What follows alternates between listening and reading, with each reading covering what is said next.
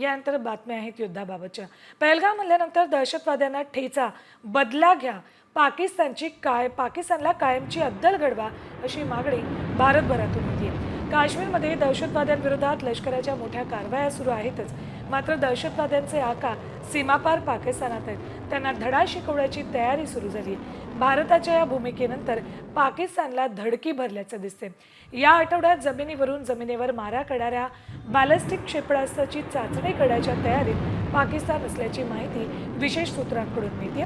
भारताला चिथावणी देण्याचा निष्फळ प्रयत्न पाकिस्तानकडून करण्यात येतोय।